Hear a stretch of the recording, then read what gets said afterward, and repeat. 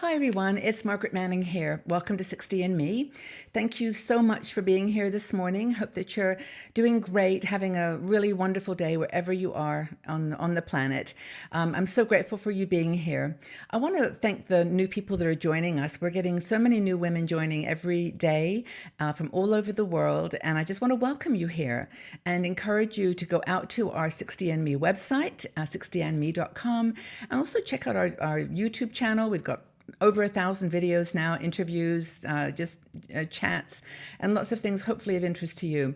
And I'd also like to mention our Patreon channel, which is a special channel we started for people who feel the ability to help us financially at 60 and Me here. So it's a smaller channel, smaller community where we can have conversations in a just little bit more personal way and get exclusive videos and just things to help 60 and Me continue. And I really do appreciate your support, all of you, everyone that's here today. So thank you so much for joining us. Now, tea. I always have a cup of tea in the morning, and I've got one here that I picked up when I was on a cruise. They had a whole line of teas, and I picked up this one because it said honey tea, and I thought, oh, what's that? Well, it turns out that it is actually honey tea. It's kind of a black, not black, but kind of a green tea with honey. And it's actually, you can actually taste the sweetness, so it's pretty cool. And I'm really good. I always pick up little samples of things when I go traveling because the teas that you find around the world are completely different than the ones you get at home. Anywho, it's just one of my little things, one of my little tea habits. So I wanted to, first of all, before we go any further, thank our sponsor for this show today. This is Puritan's Pride. We take a lot of interest in well-being and health and, just taking care of yourself in your 60s. And you can check out the Puritan's Pride website and see how between the difference between having a balanced nutrition and a healthy lifestyle, what the connection is. So thank you so much, Puritan's Pride, for sponsoring this 60 and Me show. Now, the topic today. Sherry Broder wrote this article, and I actually really found it very useful because I, like a lot of you, just based on our conversations, by the way, have trouble with just emotional eating. I nibble. I nibble a lot, and I actually sit at my desk a lot of the day.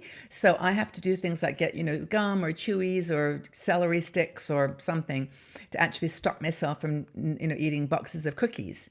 I'm doing pretty well, but it's challenging. But she wrote this article about emotional eating and 6 questions that you can ask yourself when you're about to start nibbling food that you don't particularly want to eat. And when I read these 6 questions, I mean, this is actually very short. Like, there's no big secret here. There's no magic bullet. But these 6 questions, if you ask them to yourself and then answer them, you'll actually perhaps get to the heart of why you're reaching for that food. This all sounds so easy, doesn't it?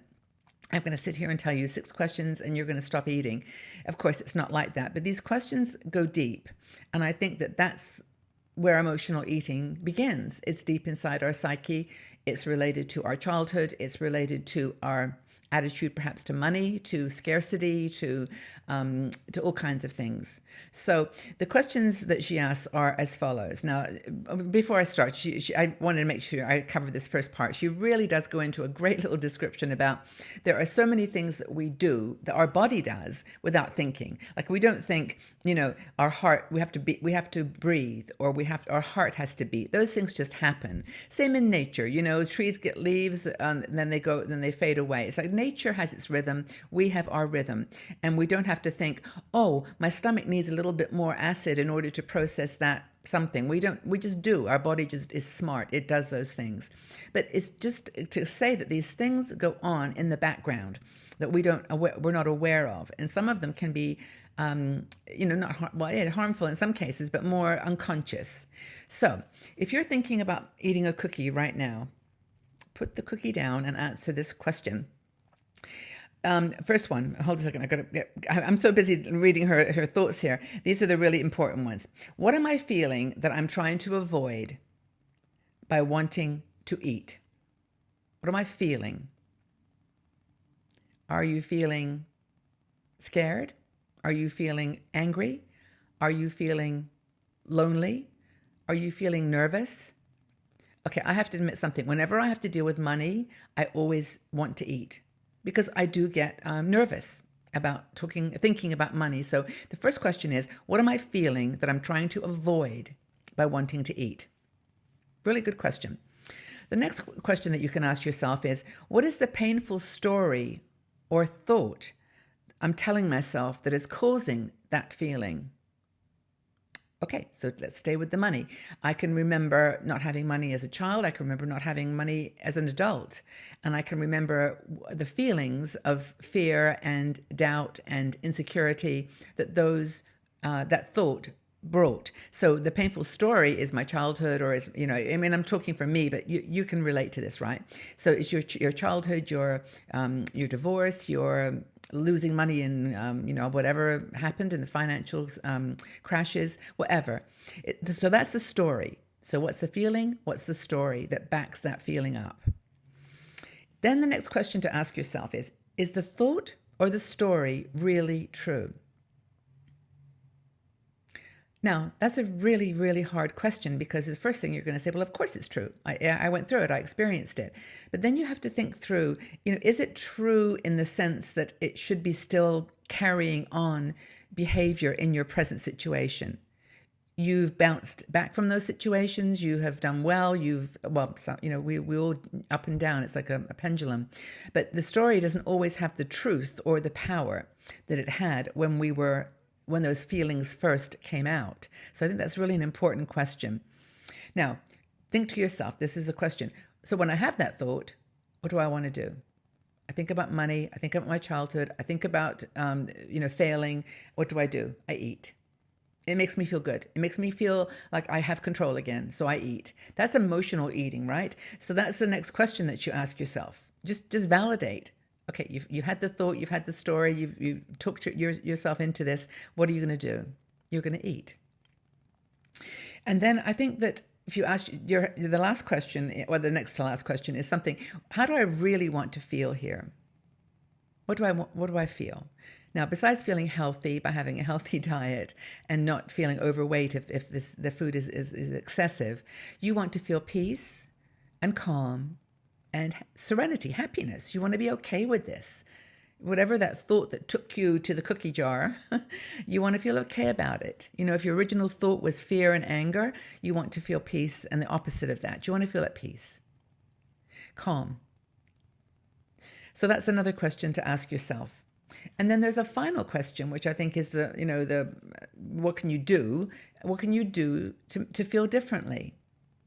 So what are the things that you can do to take that thought, that story, that justification, that action, and make it into something else? Well, you can think things through. You can think about what, like follow the trail, follow the breadcrumbs, and actually figure out why you had that thought in the first place. Was it you got a bill in the mail? Did something happen on the phone? Did someone call you? What was, think about what caused it, and then negate it. Try to what's the word? Kind of neutralize it. Feel better.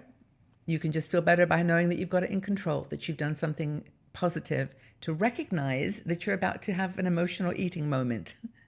That's really important. And of course, the action is to stop, to not do it, or to find something that's a little healthier.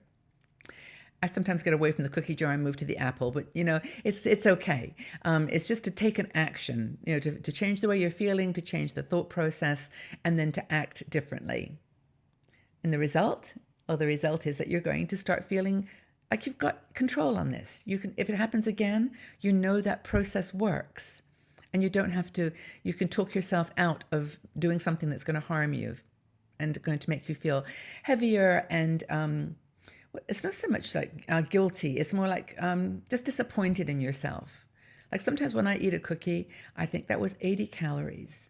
Like I really shouldn't have done that, because I didn't really want it. I really just wanted to work through that thought that was on my mind. But I've got 80 calories now in my stomach that I need to run off or walk off. And do you know how long it takes to run off 80 calories?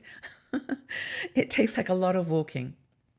Anyway, I think you get the picture here. The point is that if you're an emotional eater, just take some time to check out the story, the thought, and work it through. Be brave, be confident, because it only takes a few days of habitual not doing that to get into the habit of just doing something else. Even just go for a walk or do some stretches or pick up some weights and just do a few knee bends and squats, but just get into a different habit. Hope that that's been useful. I really, when I read this, I really found it does help me. And I do have, I keep some, actually, I just found these really cool things. They're called ginger lozenges, and they're really good. They're just made out of ginger and mango, and they're chewy, and they're very low calorie, and they're no sugar. And I have something like that I just nibble when I feel, I need something to nibble. But I think these thoughts through. Anyway, I hope that you have your own techniques perhaps that you'd like to share with us. And tell us, are you an emotional eater? Do you eat with an emotion attached to it?